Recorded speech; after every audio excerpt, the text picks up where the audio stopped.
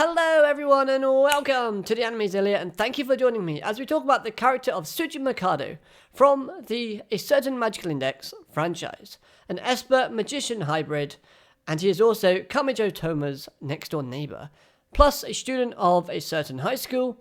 And in this A Certain Character Facts video, I'll be giving you 5 plus 1 bonus fact about this character that you may or may not know, and it's just a little bit of fun. Little bit of, interesting. Maybe you didn't know, maybe you did, but you can always let me know your favorite thing about this character down in the comment section below at any time. So with all that being said, let's just look in and get into some of the facts, shall we? Number 1. Did you know that Tsuchimikado's magical name is Falere 825? I thought that's pretty cool. Nice number, nice cool name. But it also represents and means the backstabbing blade. And his ability, the Armudio arts, which I apologize for mispronouncing that horribly, but I'll spell it out for you. O-N-M-Y-O-U-D-O-Y.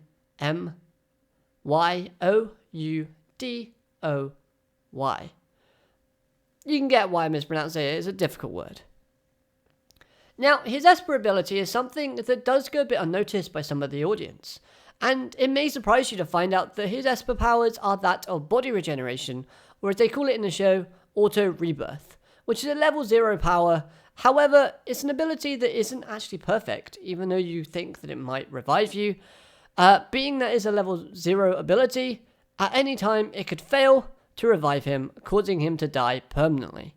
And as we've seen throughout the entire series and franchise, he uses magic, and when he uses magic, because he has that Esper tendencies, and you shouldn't be able to use both, his body gets rejected, and we see him often lying in like a pool of blood or something of his own, and his Esper abilities are meant to help him like come back from that.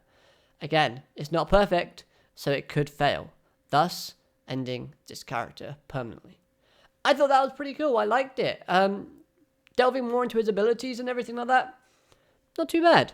So moving on. We have his personality.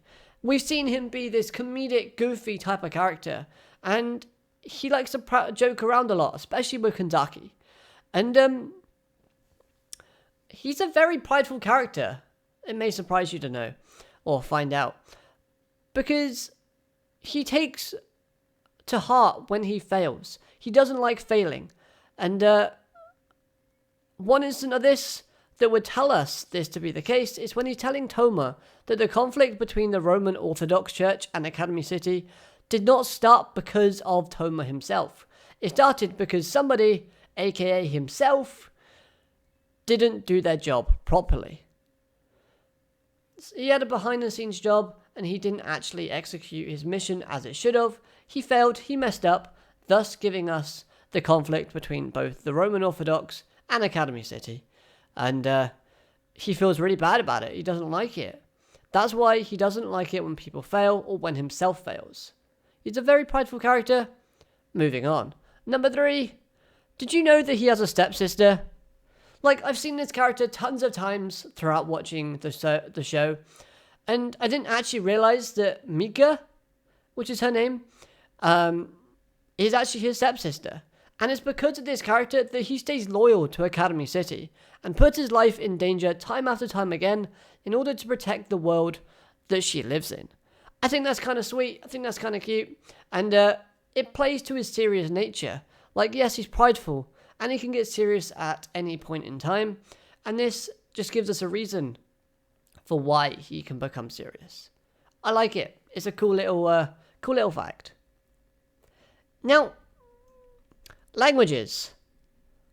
That's right, he is multilingual. I think that's how you say it. He can speak 2 languages very fluently. Those, of course, being Japanese and English. Thanks to spending time living in London and being part of the organization known as Nasarius, he is also the one that taught Kanzaki how to speak Japanese when she first joined. So you can see that connection between the two already forming from a very early start. And that's pretty cool. Moving on to number 4.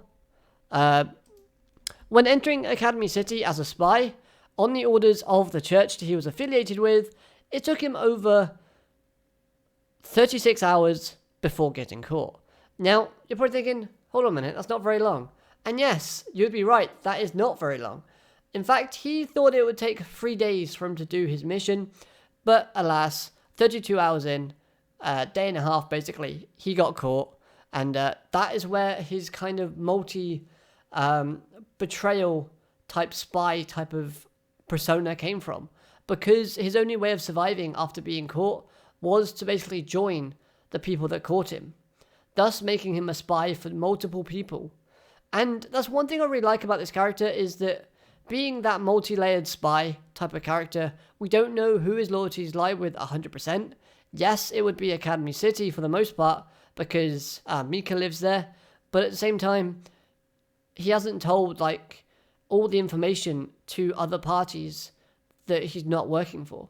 It is very intriguing to me. Now, as a last bit of trivia, I thought I'll give you this one as a bonus round. Being a spy, you would imagine that he needs to be very informative and very knowledgeable about many things.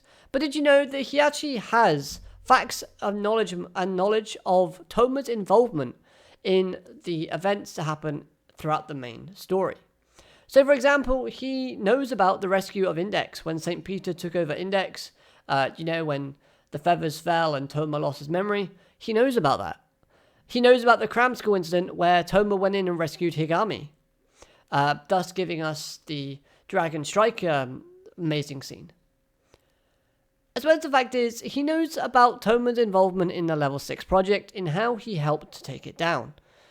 And there you have it. Those are just 5 plus a bonus little facts about the character of Tsuchimikado. And you may or may not know these. That's fine. If you don't, it's fine if you do. And you may have some things that you like about this character that I haven't mentioned.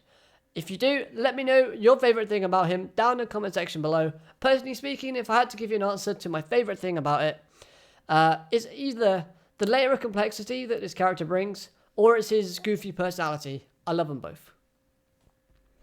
But with all that being said, I hope you've enjoyed this little video. If you have, hit that like button, subscribe if you're new so you never miss a video from me. I do an Index video every week, whether it's a manga review, a facts video, or, as of late, I've been starting a sub-series where I imagine myself in a position within the Index franchise. Pretty fun. Go check it out if you haven't. It'll be linked somewhere around here at this point.